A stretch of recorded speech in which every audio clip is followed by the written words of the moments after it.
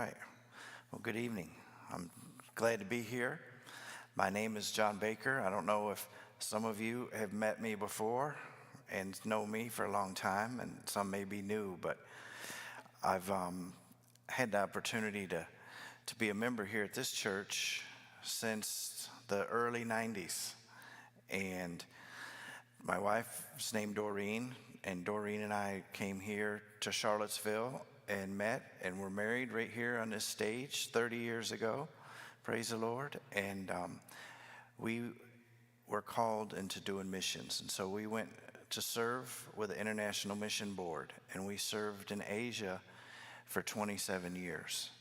And so last fall, the mission board asked my wife to serve as the director of the children's education. This is for the missionary kids on the field, because it's really complicated in this day and age to get them correctly educated and have what they need when they come back to America for college. And so she's serving in that role, and it's a great opportunity. But we retired actually, because we had so many years of service from the field service and came back here.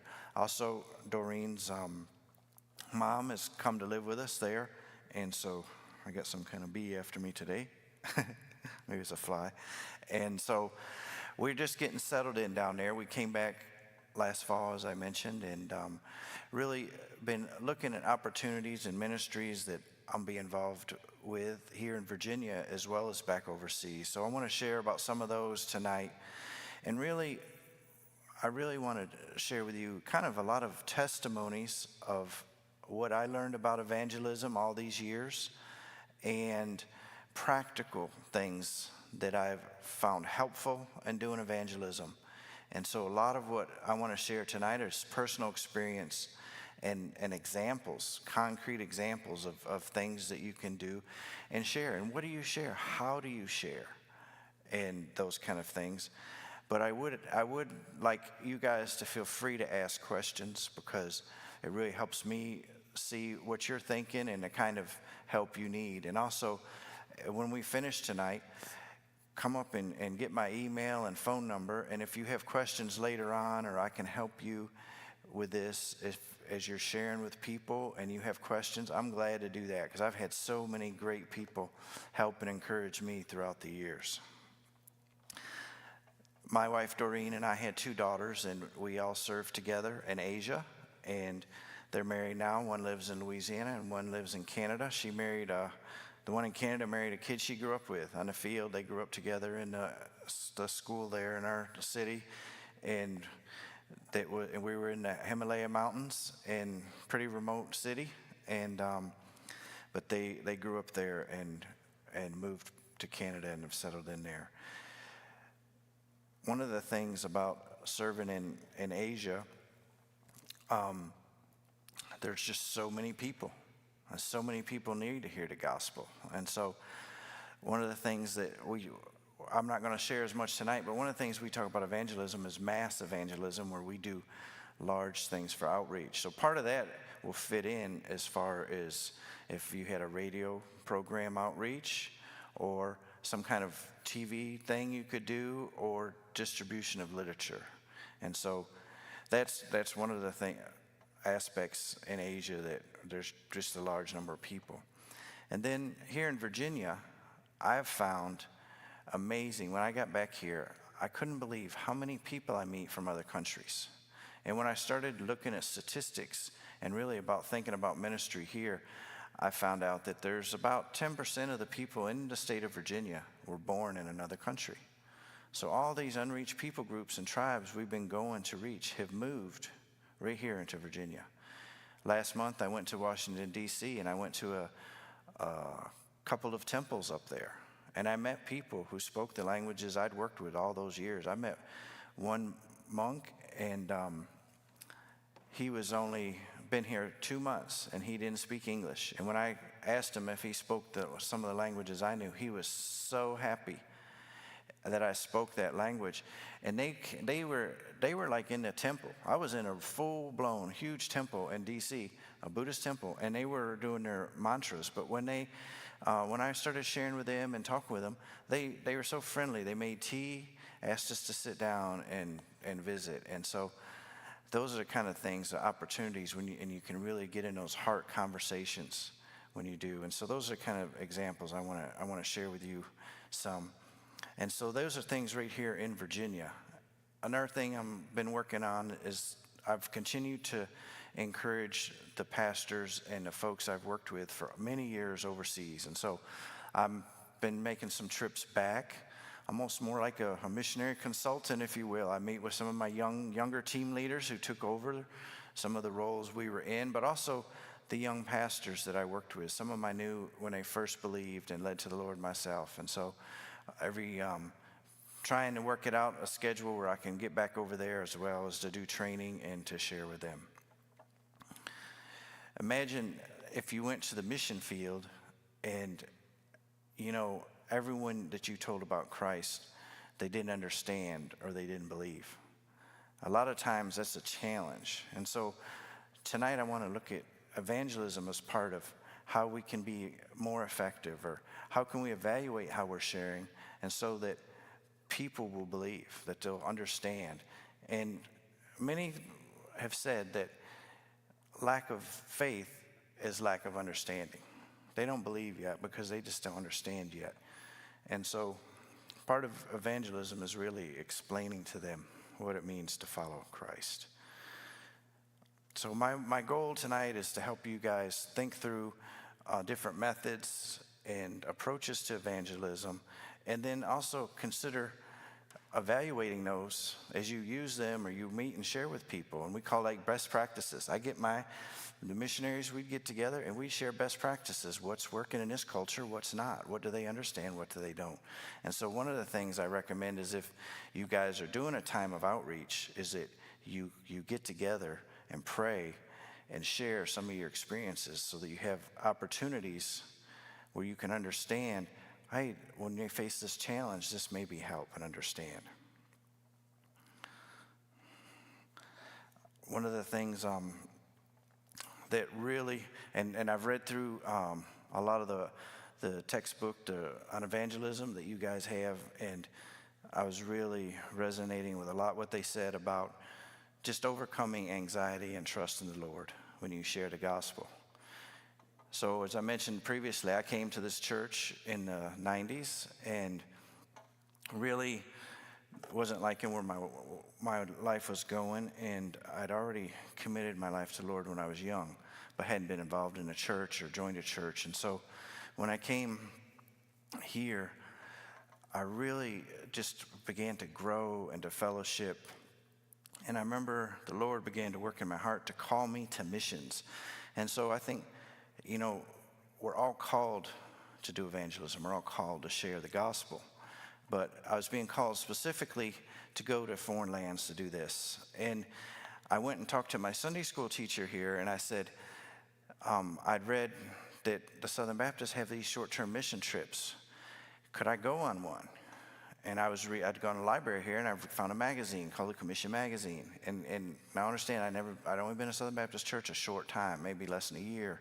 And so they contacted the Baptist Association, and I went to Hungary in 1992, right after it had opened up. And I remember getting the job opportunities to serve, and they had for evangelism and construction. And I said, I'm not going to do evangelism. No way. I'll take construction. So I went to Hungary on my first mission trip, and I tied rebar all day and helped them build this outreach facility there. But during that time, I met 3 young boys who were working on that projects, and just built a relationship and had more opportunities through that relationship just to speak into their life and to help them know who Christ is and to grow. And so that began my journey, and doing the first time where I had chances to really share and do evangelism. And when I came here, the evangelism at that time, this was again, like I said, in the early '90s. There was two guys here at the church, and they would go out and share with people. If you visited, they would go and share. And man, I just love those guys. And they would go share. Like my friend came to hear me speak one time, and he went and visit him and would go and share with him. And so I just really appreciate what they do and how they do it. But I had never really shared myself in America. Not one time, really. I just maybe told some friends or some things. But as I became involved in the church, I began to share with more people at work and have opportunities. And then I went to seminary. And so because I wanted to be a missionary and I was feeling called, they said, well, you haven't been a Southern Baptist very long. You haven't been married very long. You probably should go to seminary. So I went to Southeastern. And during that time, I had to take a class called, I can't remember now. They had several, but it was a very detailed evangelism course that you took, and it required a lot of scripture memorization. And I keep thinking of Evangelism Explosion. Do you know what that is? Have you heard of that? Evangelism Explosion. So it was something like that. It was from, 30 years ago. So anyway, that was the kind of thing. But I started going out with a church. We had to go out and share each week. And man, I'd be nervous at first. But as soon as I started seeing people coming to the Lord and joining the church, and we had started a new little church. The pastor down in Wake Forest, where I was going to seminary, had like 35 people in it. And do you know that 5 years later they had 850 people going to that church? Because every single week we went out and shared the gospel. And this is how they did it. You would come in early Wednesday, as soon as you get off work, and maybe if they could, they'd meet at church for prayer and get places to go. They went to like the Better Business Bureau, something like that, where they were able to get the people who were moving into communities. They could go and they show up their house, and they would invite them to church and ask if they had something they could pray for. And you wouldn't believe the number of times I saw people who never heard the gospel. I met this guy the first time. He grew up in New York City, and he never heard. But man, he says, I can't believe you're here. He says, I've been thinking about what's going to happen to me when I die. I can't stop thinking about it. I'm so glad you're here. Come in. That man prayed and received Christ right then. And so that was the change, the thing where I started becoming excited about evangelism. But the thing that really gives you courage in evangelism is to think about what it's like for that person who needs Christ and doesn't know him. What do they do when they have a bad day, when they're stressed or their loved ones die? I tell you, for the person who doesn't have Christ in their life to trust in, for the day-to-day problems, it's an ongoing struggle. And I've seen it in the face of people overseas so many times, the change before their life met Christ and after. And that change is amazing. It's so exciting. And that change is what really encourages me to be faithful in evangelism, to continue working on evangelism, is that these people really need to hear the gospel. I've met this young child in Thailand, this young girl, and my teacher would often, my Thai language teacher would often babysit her. And I would want to speak Thai to her. And I says, man, I'll never learn this language fast enough to be able to tell her about Jesus, because she needs to know who Jesus is. And so those things will give you a motivation, and it will give you encouragement to see that. The other thing I'll share with you is that it doesn't matter how well I prepare. There's times when I just have no idea. They'll ask me a question. I'll say, I need time to get back to you. Or there's times when I haven't done a good job sharing the gospel. And a lot of times I was doing it in some complicated Asian languages, and they have dialects, and I just knew I was butchering it. I says, and yet they come to Christ. They accept the Lord, and somehow the Holy Spirit has made a change in their heart and can overcome our imperfections. It's not even close to perfect. It's terrible. And sometimes you butcher the whole thing, and yet that's the one where you see them come to Christ. And so that part is encouraging as well, because that means everybody can have ways to share and impact. My second trip overseas, was seminary. I went to Kenya. I went to Africa. And during that trip, we were told we were going to be sharing the gospel every day. And we had memorized, and we had ready, and we did a lot of preparation. And every day we went out, and I had a translator, and I'd share the gospel. And I literally saw dozens and dozens of people coming to Christ.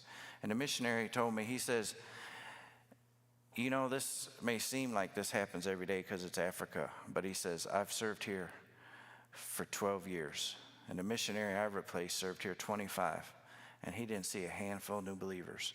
But God worked in that area in that time. And so many people, from that 10-day trip we did to Africa, 2 weeks later, that church asked those believers to come be baptized, and they baptized 650 people. There's a pastors that stood in the water for hours and hours just baptizing, and the line was just around the whole pond. And so those are the kind of things. And that also encouraged me because later God called me to a very difficult, hard, rocky soil where I felt like I was beating my head on a rock wall sharing the gospel for many years. And yet we've seen the same thing happen. We've seen some Book of Acts kind of things happen, exciting things happen, where people you think would never become a believer became a believer. After we went to Asia in 1996 and served there until last year. And during that time, we had the opportunity to go and focus on an unreached people group, very large unreached people group. They're very strong Buddhists, very devout Buddhist, and they live in a Marxist country. And so I had a lot of security problems, a lot of security issues. Just sharing your faith could get you in a lot of trouble. In fact, in a minute, I want to take a second and look at the Word and see what the Word says about sharing when in restricted areas and what that's like. But you know, a lot of times you may work somewhere where they say you can't share your faith where you work. Or maybe it's a school or your job or different places now. There's a lot of restriction on that. And so thinking through where can we share, where we shouldn't, and how to do that.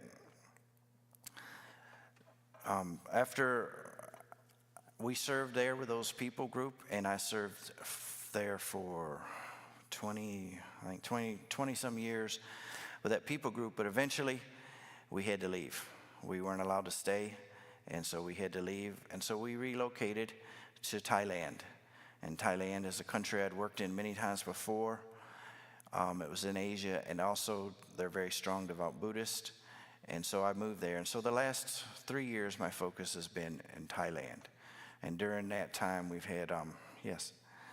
How old were your kids when you guys first became permanent missionaries or full-time missionaries? My first one was 6 months old. And we returned after 2 years. The first assignment was 2 years. We came back, and my daughter was born, and we went back immediately after that. So they were born here, but they were babies when we went. Yeah. So in Thailand, again, struggling. I still haven't got the language level I had previously where I'd worked, but was able to begin to share and work. But a lot of what I do there is equip the Thai believers how to share and to do that. And a lot of that I want you to think about. Is not only are you taking this class so that maybe you'll have more opportunities to share and share more effectively, but you can encourage and equip others to share. And I tell you, some people are really just gifted at it and they don't know it and they just haven't thought about it. And so I'm not. I'm one of those who I mentioned. I was very nervous. It took me forever to memorize everything, you know, and yet I was able to work, just build my knowledge as I continue to study and find ways to share and impact. The first thing I want to mention about what you need to do to prepare is for prayer. And I know you guys have hit on prayer a lot, but you know, prayer for evangelism is essential. You want to pray for those you want to share with, but you know, you may ask, Lord, bring me someone who needs the gospel. Bring me somebody now. And I pray regularly for opportunities to share with somebody.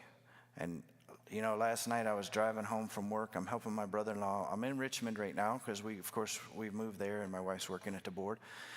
And I'm coming home, I got a call from this guy. He says, hey, he said, I got a flat tire. Can you come change my tire? And I says, oh, that was the previous owner of this phone number. He's got a new number. And, you know, when I got to America, I had to get an American phone. And so I bought a phone and got a number. And I kept getting all these calls about tires every day. And they kept asking for Shawndale and for Delaney Tire. And so I looked up online and saw the shop. And I called the number. And he says, you got my number? and I said, I did. I said, you probably think this is weird, but I said, I got your number, and you're getting all these calls. And so I just was offering to forward the calls, or can I give them your number so they call you? And what I wanted them to do was to go in a Better Business Bureau and change to the new number so I quit getting the calls. And so I offered to help them do that. And you know, since then, almost every conversation I have with this guy that is about the changes the Lord's doing in his life, and how he was just you know, his bottom, and how the Lord has changed. And so there's so many of those kind of things, of opportunities that you don't even think about, of how we can meet. But I prayed that morning, Lord, it's been a while since I've had that opportunity to share. It's been a while since I've had an opportunity to do that kind of ministry. And I believe that it's so ingrained in the hearts of Christians that God has created us with that desire, that if we're not sharing our faith, something will be missing in our spiritual walk, and we'll feel it. And I've had it before when I've been on furlough, because I'm in the habit of sharing daily overseas. And I come back here, I'm on furlough. Oh man, I can take a break. And of course, we're usually speaking at one church after another every week, all whole time we're home, so we're traveling all over. But I realized one day, I said, I don't feel like my walk with the Lord's what it should be. And I realized I haven't been telling lost people about Jesus. And that needs to be something I need to do and be a part of. So prayer specifically. And man, I would pray regularly just for opportunities to share and your ability to share, and for that. Another thing is we pray for the people that we're going to meet. And this is a great way usually to diffuse any kind of apprehensions or things. Sometimes, you know, when you go up and you meet somebody, if you don't know them and you want to discuss religious things with them, sometimes they may make them uncomfortable or things. And so a lot of times in Thailand, it was especially so. They felt like a lot of the evangelism methods like we used to use were pushy, and they felt like, how did they describe? Like we needed to build rapport, because when we went in and immediately began trying to share the gospel, they said, I felt like a pushy salesman had come. And he says, we get all these salesmen coming, they want to sell herbal medicine. This is in Asia. And so he says, they come and says, most of it we think is a scam, but they really pressure us to buy it. And he says, and so we didn't really, it says when you come and you share like that, we feel like we're being pressured. And we feel like that means what you're saying is not good. It's a scam. It's a trick. And so to think through that. Now, so what are some lessons to learn there? One is we talk to local people. And I always ask believers, why did you believe? What led to you believe? What's the specific thing that helped you understand who Christ is? So do research. Ask some questions. And the other thing that we do in this situation is we began to go there and we'd ask them about them and their family. We'd get to know them. And then we would offer to pray. And usually it comes up in the conversation, oh yeah, and I have a son, but he's in the hospital right now or something. And so we offer to pray. And this is something you can do quick. And we don't always do the whole gospel presentation the first time we go in the home. We kind of feel it out and see how they're doing. Now in America, I always did. I always offered and I always asked. And you know, usually right away, if they're apprehensive, but there's times when you're going to find it. One time, when we're doing mission strategy and we're going into a new community where there's almost no believers, a lot of times what we'll do is we'll try to share a little bit with everybody, and then the people who are searching will come back to you. And so this is something also, as you go and you begin to speak in words of truth and you begin to share the gospel, they're going to hit a crisis in their life. And we have numerous examples of people even coming to our door in these restricted access countries and knocking on the door because they know where the foreigner lives. And they're like, hey, your wife had the other day told my girlfriend about Jesus, and I want to know more. And that man came, he was a university student, and he wanted to know, and he prayed and received Christ because he was searching. But he'd heard we had told people about Jesus, and so he came and found, because that's where he could find the truth. I have another pastor, one of the pastors I worked with for 10 years, when he heard the gospel for the first time, he wanted it, and he went to search, and so he went to a friend's home, was a believer, because he was going to steal a Bible. And he stole a Bible, and he took it home, and he says, and I read it, and I couldn't understand it, and I threw it under my bed because I couldn't understand it. You know, a lot of times missionaries, we used to give tracts, and there's some missionaries that think handing out a tract or something is the way to do evangelism. And that's one way to do it, but it's not the only way. You know, you need a person who can share their testimony and can walk them through it. That's why we are part of sharing the gospel. That's the believers. In order to be obedient, we need to be sharing the gospel. And it's how he's made us. It's what he's asked us to do. And it's one of the most effective ways when we personally can share and speak into their life. And so when we pray with those people, then we try to follow up. And I usually try to set up to come back within a week. And one of the things I do want to mention this, even though it's about evangelism, but as far as follow-up, if you do have someone interested and someone believe, I can't emphasize this enough, that if you don't have follow-up and get them studying the Word involved quickly, they can fall away, and then it becomes hardened soil. So you know about the sowing the seed and the ones that sprout. And so I think, a lot of the research that Billy Graham did with his crusades was if after 2 weeks, the chance they'll still believe. If nobody's from a church has gone and met with them personally, one-on-one, or no one's gone and showed up, the difference between doing that and not is usually they continue believing or not. It's huge. And so that has to be done, and has to be done in a timely manner. I mentioned about restricted access areas, and what about the theology for that? And so I want to look in Acts chapter 5.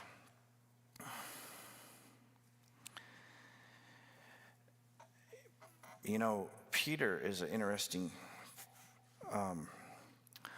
apostle when I studied about evangelism, because, this is a situation where they've gone to the temple, and they're doing signs and wonders, and they're telling people who Christ is. They're sharing the gospel. They're doing evangelism, and they. But then the high priest, the Sadducees, have forbidden him to do it. It says in chapter 5, verse 17, but the high priest rose up, and all who were with him, that is, the party of the Sadducees, and filled with jealousy. So they became very jealous. Here, everyone's listening to these guys and what they have to say, and so they became jealous. And that can happen. They arrested the apostles, and they put them in public prison. And so now they've been arrested. And so, I mentioned earlier on, I was very nervous about evangelism. The first trip I went on, I did construction. I wasn't going to do evangelism. But now, picture doing it in a country where you can go to jail or something worse. I mean, there's that situation. And yet, he says in verse 20, it says, go and stand in the temple and speak to the people all the words of this life. And when they heard this, they entered the temple at daybreak and began to teach. So even though they've been warned, they said no. And you know why they said no? they said no to the Sadducees. They said yes to God. And I always say this, when I was told I couldn't share the gospel, sometimes I would, in my mind, I would say, I have to ask myself, am I going to listen to you or am I going to listen to God? And there's lots of chances that you can share your faith, even when it's not the ideal situation, but you can have an opportunity to share and speak part of it. Next thing that what happened was, so they put him in prison, but then when they went the next morning to get him out the prison, they were gone, and they were already out. And so the angel came and told them they were going to be set free and to go back to the temple and continue on.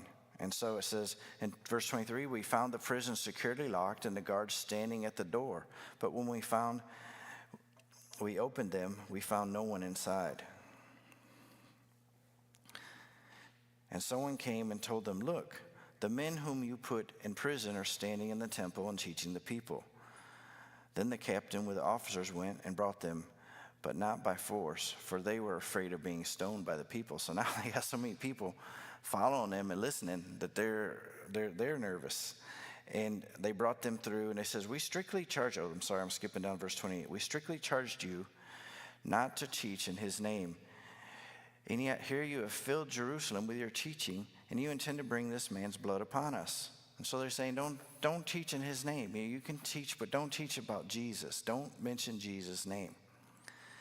And Peter and the apostles answered, we must obey God rather than man.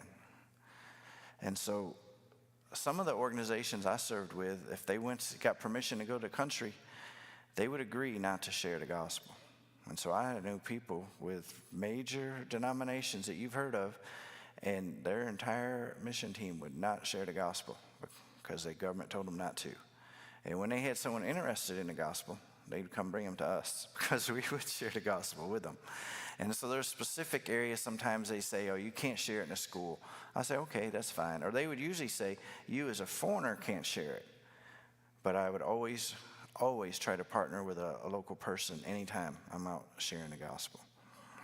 And so one of the things, though, I did tell my people to be conscious of is be careful in workplaces or one person, like if that person is working at their job and you're there taking their time, you're trying to share with them and things, you need to be sensitive to that.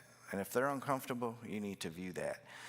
And as I equipped people and worked with people over the years, you have some people that are such extroverts, and they don't seem shy about anything, and they'll just walk up and share the gospel with anybody. And then you have people who are very introverted. And I had one poor girl, and she came over to serve on our team, and she says, I can't even start a conversation with someone about, the weather, much less the gospel. And we worked closely, and sometimes I think maybe I pushed too hard. We had things as far as, especially I was strict on memorizing the language requirements, things.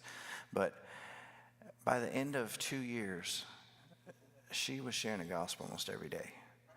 But we did it very slowly. I said, well, this week, why don't you try to go out 3 times and just meet someone you don't know and share the gospel, or not share the gospel, just go out and meet and start a conversation. And so if that's where they're at, that's fine. You can help somebody who's, especially if they're a new believer, they're shy, by just encouraging them. Just take baby steps and grow until they can share more and more. And so that was one of the things that was really effective.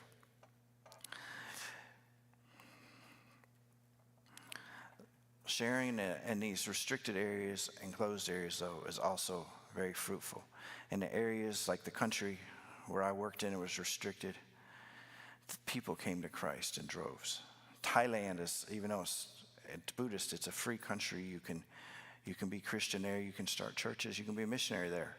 But there are only about 3% non-Buddhist, and of the 3%, I don't think many of them are Christian. They're probably half Muslim. And so 1.5% in a free country versus a very restricted, persecuted country where there's no accurate statistic on how many Christians in that country, but there's a lot, many, many believers. And so that can be a help. Persecution, it can be a help to the gospel.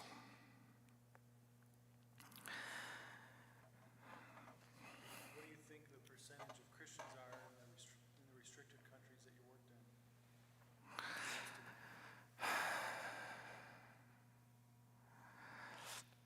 maybe 10%. I'm guessing. Again, there's a lot of debate on that. A lot of missionaries spend a lot of time researching where other people live. They want a map and get these fancy GPS stuff. And I had an old missionary one time told me, he said, you just go win some of them to Christ and then train them to go share with the rest of them, and you'll reach them all that way. You don't need a GPS to do that. just go to the next village, and if they don't have a church, you stay there till they do, then you go to the next village. You don't need GPS for that.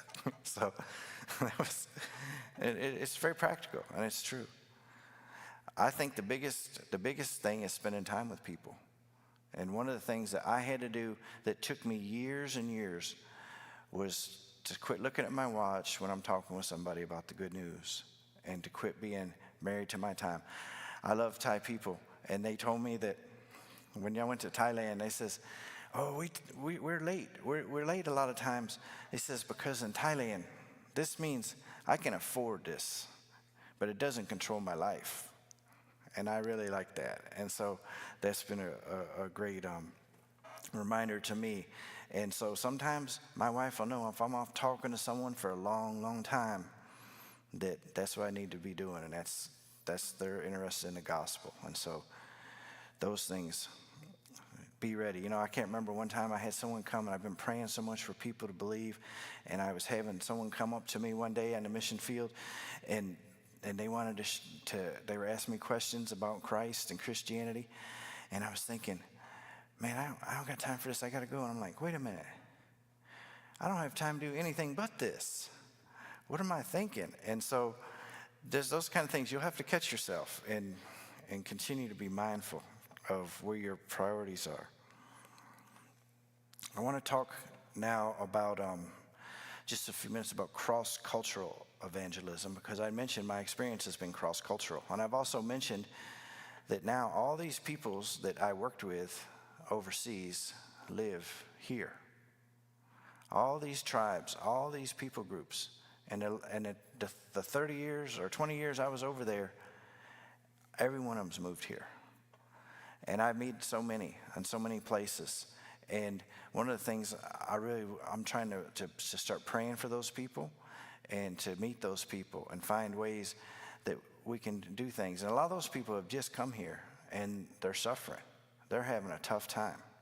I went last month to Washington, D.C., and met with a team of missionaries similar to my situation. They work for an organization there, and they're focused on people group. And each one of them had testimonies and stories of people they've met who have come to America, and they were just some kind of challenge, but they've come into Christ at amazing numbers, and just amazing to see how the opportunity. And in their home country, a lot of these people they're working with, if they had believed where they're from, they'd have been executed.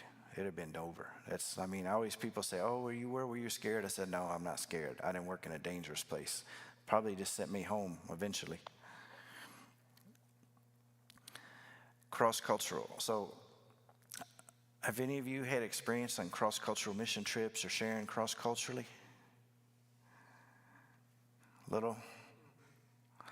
And so some of the things that we think about is, how does culture impact evangelism?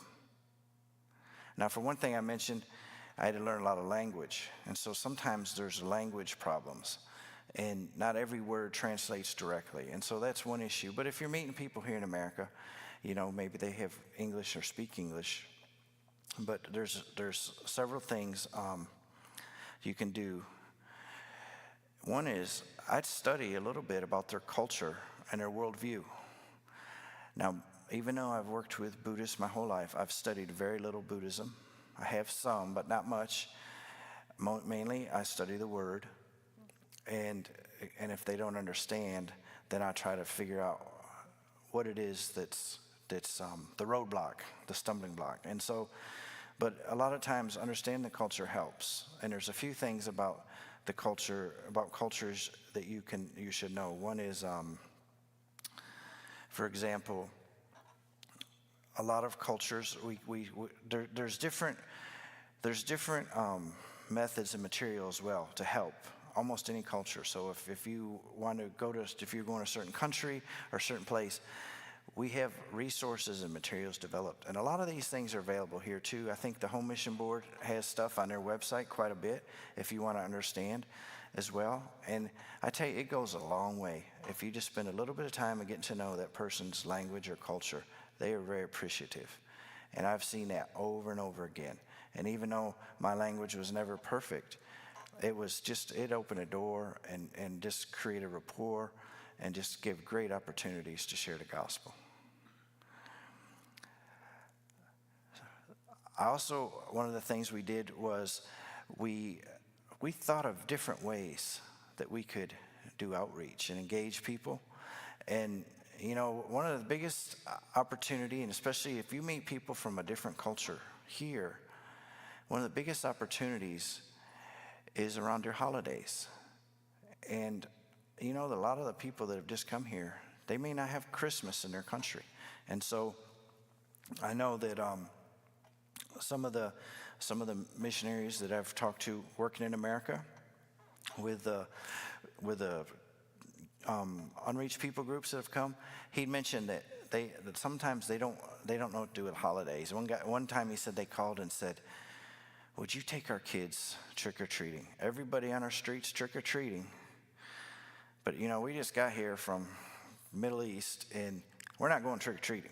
He says, "But our kids they're dying to go trick-or-treating." So he said, sometimes that's what the ministry is. That's what you got to do. And he says, I went over, and he says, and we were trying to get to know these families, and there's like 3 of them live here. And so we went over, my wife and I, and we took all these kids, and we had the best time trick-or-treating. And he says, from that day on, their door was always open, and I could talk about anything I wanted to. So sometimes when you minister to people and show them Christ's love, it could be something very simple that they need, but to try to pay attention and identify those needs. So we did a lot of holiday parties. We did Thanksgiving, Christmas, Easter, anything. And almost every holiday, if you actually go and research the history of it, it'll have the gospel in there at some point, if you really look at it and see what the original purpose of what the original thing they were trying to do. And so those are great opportunities. And we tell Christmas story. We'll tell these things each time they come.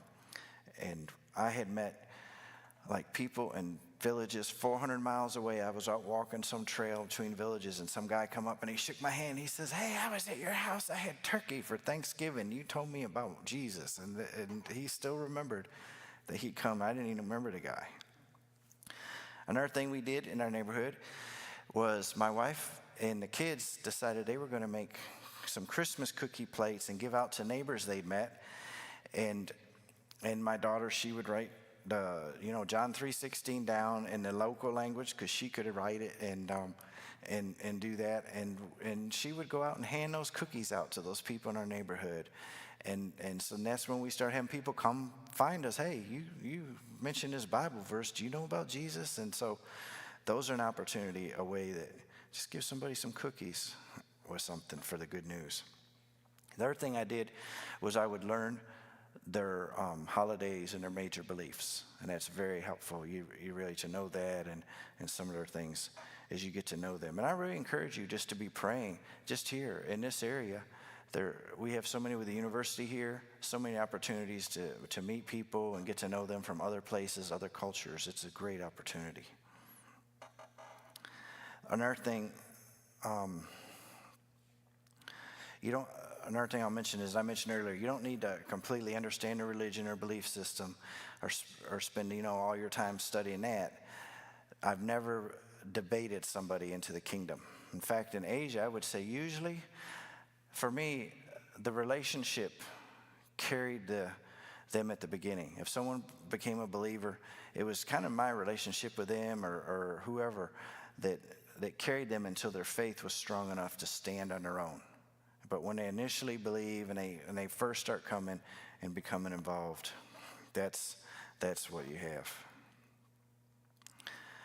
Another thing I mentioned earlier is about equipping others, but we call it reproducibility. And so one of the things we found out is when we had new believers, usually right away we were teaching them how to share the gospel with other people and even their family. Sometimes the university students, I do workshops, and I would say, let's come and think about how you could share with your parents or your family when you go back home. And so I would say to them, do you know somebody that you would like to come to Christ like you have? And then, oh yeah, my mom and dad. And we would go through and try to help them develop. And sometimes it takes a long time. I mean, there's some of the kids that they weren't ready the first year to really share. But through time, they will. And we start right away. And I've seen people who believe today, and they're telling someone else about Jesus that afternoon because they're excited. They're the most excited. And I think sometimes we almost throw wet water or cold water on them and say, oh, well, you have plenty of time for that. When they're excited, man, equip them, encourage them. And so reproducibility is really, it's important that you share your faith. But if you can get 3 more people, then you've already have such a bigger impact. And that's really how kingdom grows. One of the things that always challenged me, one of my earliest teachers I had when I went overseas and was training, and he'd ask me this question, because I told you, for that 20 years, we focused primarily on one people group. And I did a lot of leadership roles during that time and helped do a lot of other things, but primarily we focused on one people group. And during that, we wrote a strategy to try to engage them. And one of the things that, when they evaluate the strategy, they would ask me these questions. It says, how many of your people will hear the gospel today? And how many will hear tomorrow? And what can you do to help that? And so that's a challenge. But I start thinking about that here. What about all the people who've come here and they don't know who Christ is? How will they hear the gospel? Who will share with them? And so the first thing is prayer for those we'll share with. And then beginning to build that relationship, finding a roadblock, the obstacles to the gospel.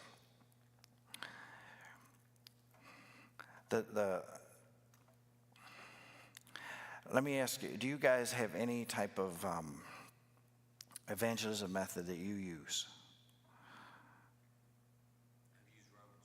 Use the Roman road. And so I've used that before too, and I like the Roman road. With the games, we hand out a little pocket testament, and in the front it has help in time of need. And a good lead-in is, do you have any issues that you're worried about right now? Right. Then you can take them to certain verses. That's great. Bible, and of course the plan of salvation in the back. That's great. For me, There are many methods out there, and some of them are for specific, like ones I used were usually for specific people based on their language and their worldview or culture. And so I know if some of the famous ones is called like any 3 is they usually use for people from Middle Eastern countries and things. If you've ever seen that, has anyone ever heard of that? Any 3? Okay. They're all, you can search them online.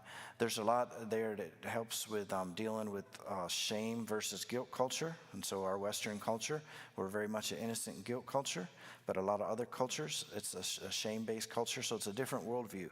And what that means is when they hear the gospel, sometimes they may process that different, how they think. And so there's a good organizations that have things you can read and do that. And I've gone through, like, you give you a little survey to find out if you're a guilt innocent culture or shame based culture. And it's interesting to do that with your kids who grew up in different countries and to see the differences. But one of the things that we used in Asia was called Creation to Christ.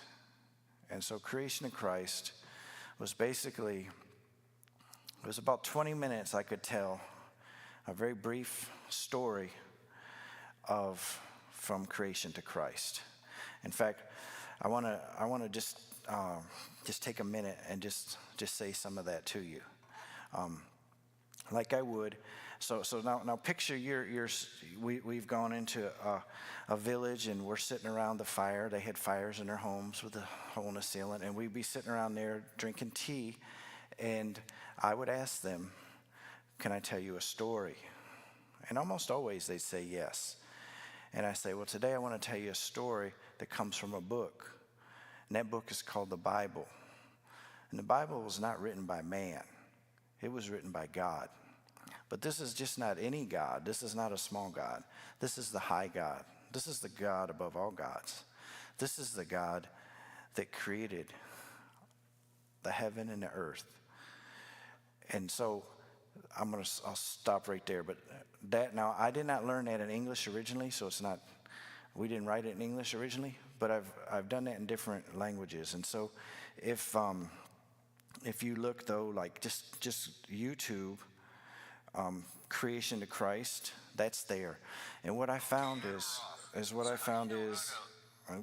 was that a lot of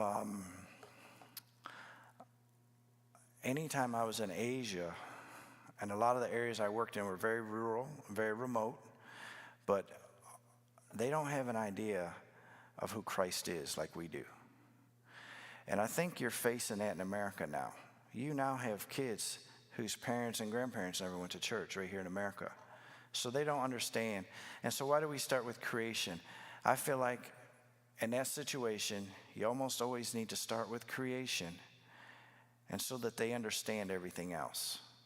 And you know, before I even shared with people, and when I first heard this method and I memorized it, and the next day I went and met with somebody I shared, and I says, hey, the class, I had to go out and share it that night. And of course, now I have to go out and talk to somebody that I don't know. And so I said, I'm going to call somebody I know and tell them I got to practice something. I want to come say it to them. So, okay, I did that. I went over, and right in our neighborhood at the corner shop, there was a lady there who I'd shared the gospel with before. I said, hey, I learned this thing today. Can I practice? I want to say this to you. And she's like, yeah. And so I started doing this. And when I got to the end and I gave her the invitation, and she's like, yeah, I want to do it. I want to pray. I say, what? She says, yeah, I want to pray, receive Christ. I says, right now, yeah. And of course, I've been asking her. I was doing this, and I'm such an idiot. I'm almost surprised. And I says, but I've shared with you 100 times. She says, yeah, but you never shared with me like that before. And see, she finally understood who Christ was, that this is the Creator God, and all those things having that put together. Now, it doesn't mean, I've also had people I shared with that didn't believe, of course, many, and she'd already had a lot of background. And so I think what it did was it gave them a linear progression of what happened, because a lot of times we'll share, and we may share what we learned in the Word today, but it's not in chronological order, but you kind of got that up here. If you've been in church a while and you've studied a while, then you have that, but they don't. Someone who's never shared, they're not going to have that information. They're going to have to. And so by including the creation story, I think it's essential in a lot of cultures to do that. And so that may be something if you're meeting folks who have just come here, or you're meeting people who've not been involved in church and don't know anything about Christianity. That's something new. Before, how we learned to share Christ, we never started with the creation story. When I learned at seminary in America, we never. What do you folks start with? When you share with somebody, if you sense you got someone interested, what's the first thing you usually share? About lostness. Yep.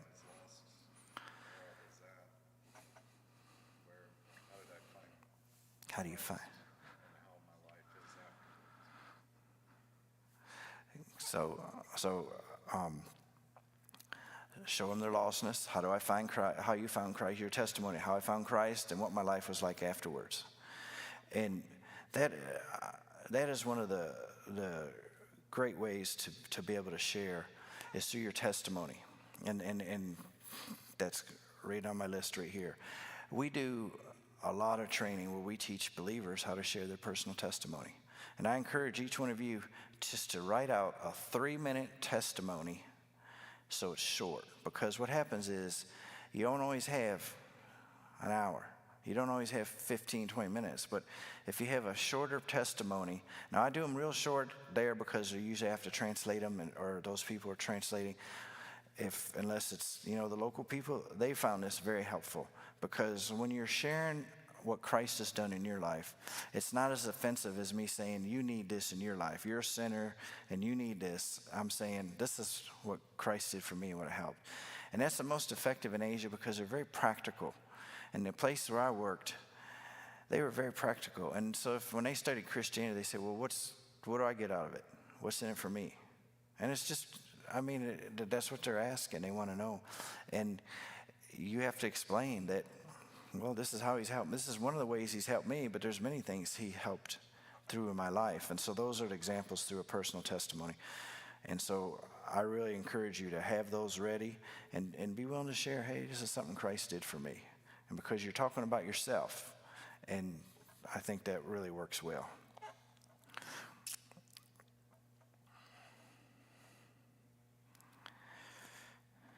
Oh, the other thing about personal testimony, I can't emphasize this enough, is try, and the reason I said write it out, is go back through and look for Christian vocabulary. Because as members of this church, it's like a subculture. And we use words all the time. If you grew up in a Christian home, you had different words used than if you didn't. And a lot of times we use words when we talk about Christ, they won't understand what that means.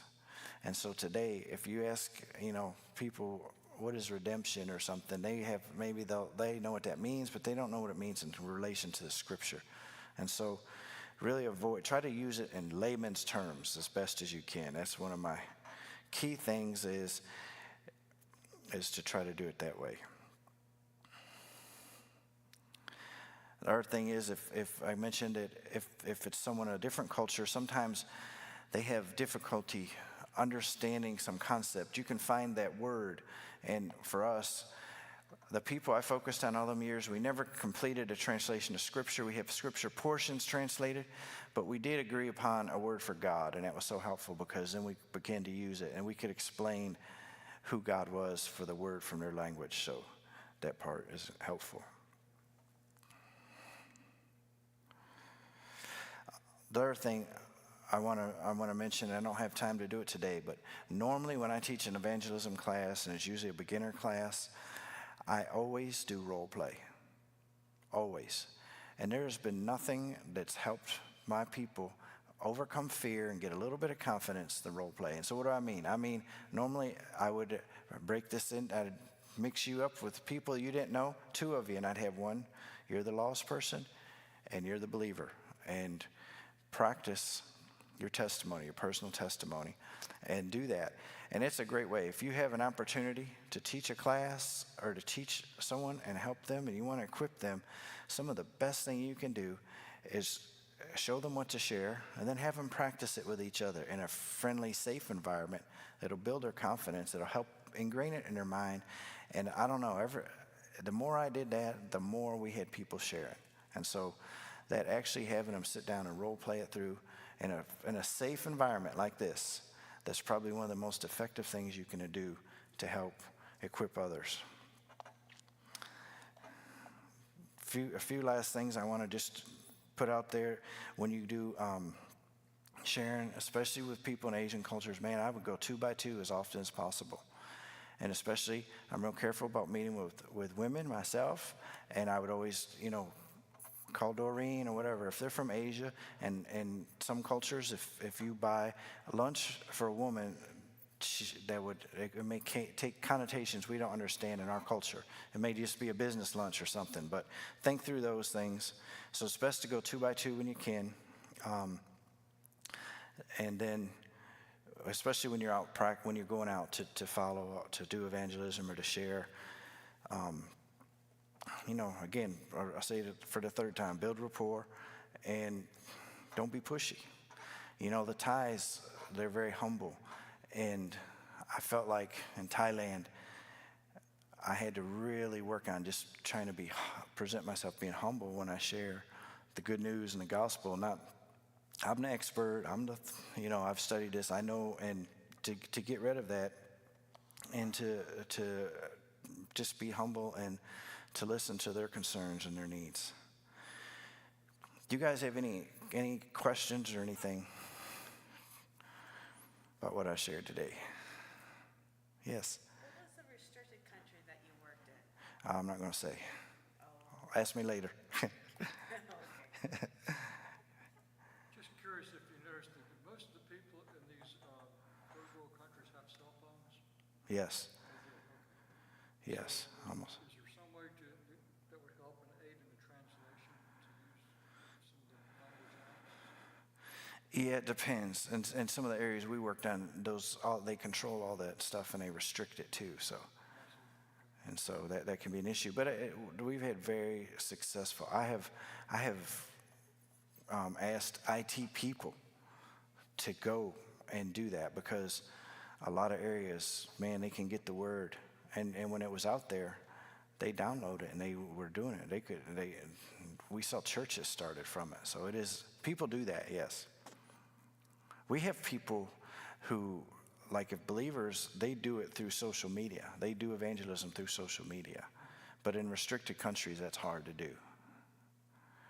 When you were in Kenya, Nairobi, Kenya, did you happen to know, run across some missionaries with the last name of Dinkins, Southern Baptist? I don't remember. That was a long time ago.